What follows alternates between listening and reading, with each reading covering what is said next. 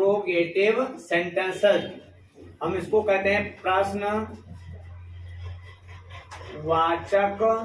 वाक्य। प्रश्नवाचक वाक्य। अब प्रश्नवाचक वाक्य क्या है? जो वाक्य प्रश्न पूछने का कार्य करते हैं प्रश्नवाचक वाक्य कहलाते हैं। अंग्रेजी में कहते हैं ये sentence that asks questions is called an interrogative sentence. तो प्रश्नवाचक वाक्य समझ गए कि जो वाक्य प्रश्न पूछने का कार्य करते हैं क्या कहलाते हैं? प्रश्नवाचक वाक्य कहलाते हैं। और ये भी कितने प्रकार के होते हैं? ये भी दो प्रकार के होते हैं। तो लिखेंगे प्रश्नवाचक वाक्य। प्रश्नवाचक वाक्य दो प्रकार के होते हैं। दो प्रकार के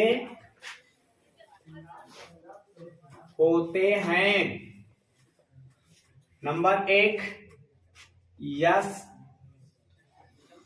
या नो टाइप क्वेश्चंस। यस या नो टाइप क्वेश्चंस। अब यस या नो टाइप क्वेश्चंस क्या है? इस प्रकार के वाक्यों में ऐसे प्रश्न पूछे जाएंगे जिनका जवाब हमें किस में देना होगा? यस या नो में।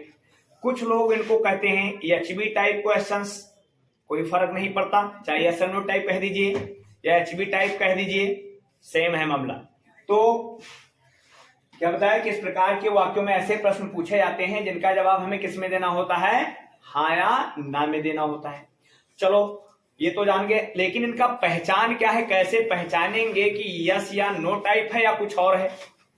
तो पहचान आप जान लीजिए बहुत विधिवत रूप से कि इस प्रकार के वाक्यों के प्रारंभ में क्या नामक शब्द दिया रहता है। कौन सा शब्द? क्या नामक शब्द दिया रहता है। और लास्ट में क्वेश्चन मार्क दिया रहता है। जैसे हम ग्राफ के माध्यम से समझ सकते हैं, शुरू में हमें दिया रहेगा क्या और लास्ट में होगा प्रश्नवाचक चिन्ह। यदि ऐसा मिल जाए तो आप बेहिचक समझ जाएं कि क्या है? यस या नो टाइप क्वेश्चन है।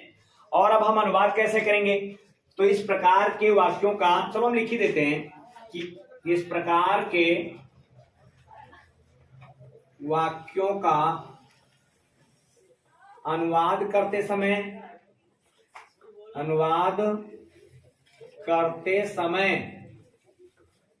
क्या के स्थान पर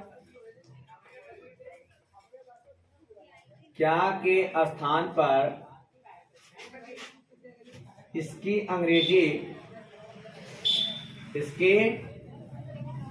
अंग्रेजी व्हाट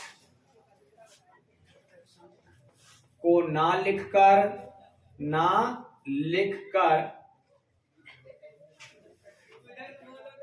कर्ता के अनुसार एचवी अर्थात डू या डज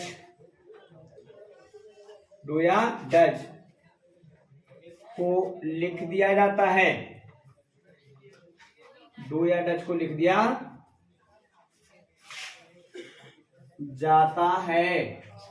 देखो मैंने क्या बताया कि इस प्रकार के वाक्यों का अनुवाद करते समय क्या के स्थान पर इसके अंग्रेजी व्हाट को ना लिखकर कर्ता के अनुसार एचवी अर्थात डू या डज को लिख दिया जाता है। फार्मूला इसका हो जाएगा, सबसे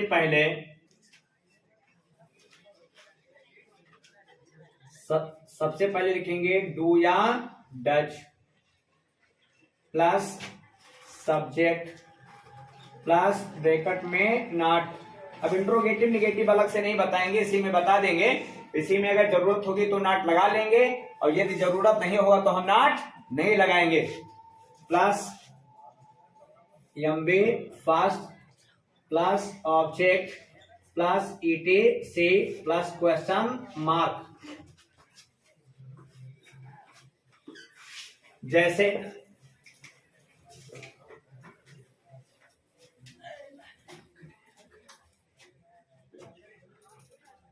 क्या रमेश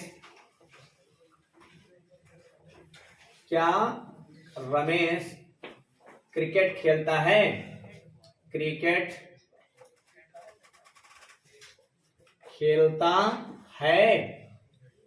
अब देखिए सबसे पहले आपको क्या करना होगा, ऐसे डायरेक्टली नहीं बनाना शुरू कर देना है। सबसे पहले आपको टेंस पहचानना है, पहली बात आपको टेंस पहचानना है।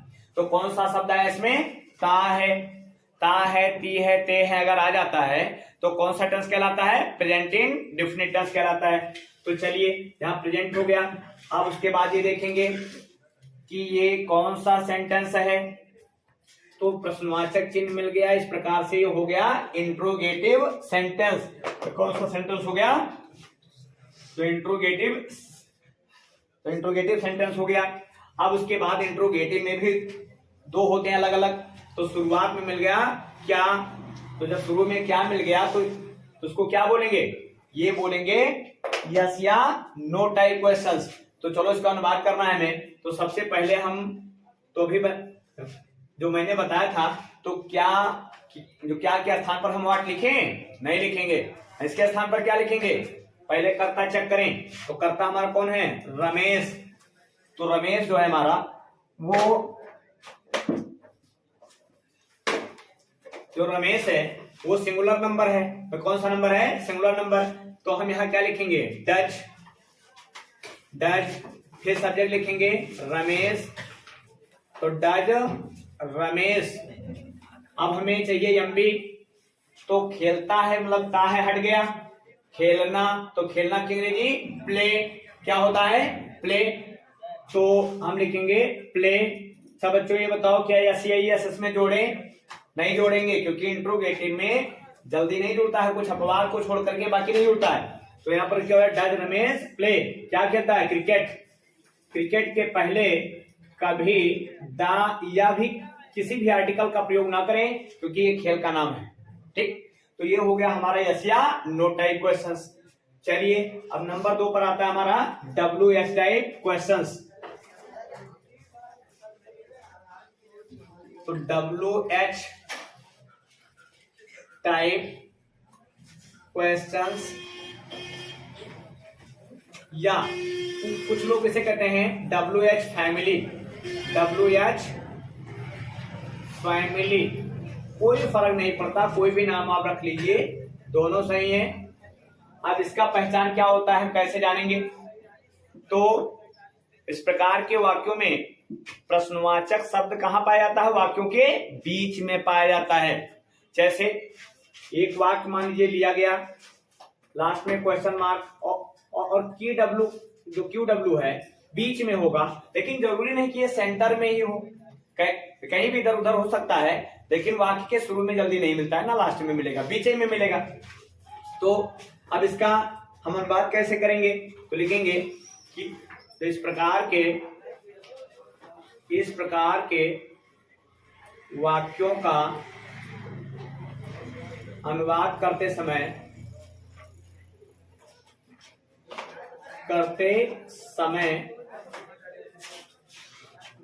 वाक्य के बीच में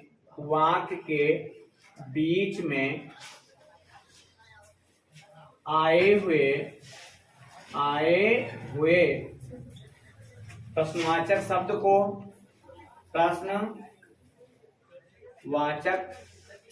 शब्द को वाक्य के प्रारंभ में लिख देते हैं, वाक्य के प्रारंभ में लिखते हैं। समझ गए कि इस प्रकार के वाक्यों का अनुवाद करते समय वाक्य के बीच में आए हुए प्रश्नवाचक शब्द को वाक्य के प्रारंभ में लिखते हैं। चलिए फार्मूला क्रिएट कर लें। सबसे पहले लिखेंगे QW, QW मतलब क्वेश्चन वर्ड, प्लस डू या does, plus subject, plus bracket में not, plus MB first, plus object, plus ETC, plus question mark. जैसे मोहन अब क्यों रोता है, मोहन अब क्यों रोता है। सबसे पहले आपको टेंस पहचानना होगा। पहचान मिल गया, ता है, तो जब ता है, ती है, ते है पहचान मिल जाता है तो कौन सा टेंस होता है, प्रेजेंट इंडेफिनिट टेंस। चलिए हम टेंस पहचान गए। अब उसके बाद में देखो प्रश्नवाचक चिन्ह मिल गया है, तो उसका मतलब ये क्या है कि जो इंट्रोगेटिव है। अब इंट्रोगेटिव में भी दो ऑप्शन होता है, ये देखना है। तो शुरू में अगर क्या मिलता तो होता है यस या नो टाइप, लेकिन इसमें प्रश्नवाचक शब्द कहाँ आया है, बीच में, तो हो गया ये डब्ल्यू यस टाइप। तो इस प्रकार के वाक्यों का अनुवाद करने के लिए भी क्या बताया कि इसकी अंग्रेजी कहाँ लिखनी है, सबसे पहले। तो क्योंकि अंग्रेजी हम पहले लाते हैं, लिखेंगे व्हाइट। अब हमें लगाना है सूत्र के अनुसार डू या डच। तो हमारा मोहन कितना वचन है, एक वचन है, सिंगुलर नंबर का है, तो क्या लगाएं, डच। तो व्हाइट डच मोहन। अब एमबी चाहिए, तो एमबी का जुगाड़ मैंने बताया कि पहचान हटाइए, बगल में क्या लगाइए, ना लगाइए। तो रोता है का बचा रो, उसमें जो दीजिए बढ़ाना, तो क्या हो जाएगा, रोना। तो रोना की अंग्रेजी बीप, और अब की अंग्रेजी लास्ट में लिख देंगे नाउ। ये हो गया आपका इंट्रोगेटिव। इंट्रोगेटिव में एक अपवाद भी है, वो अपवाद जानना बहुत जरूरी है, वरना नॉर्मल तो सब जानते हैं।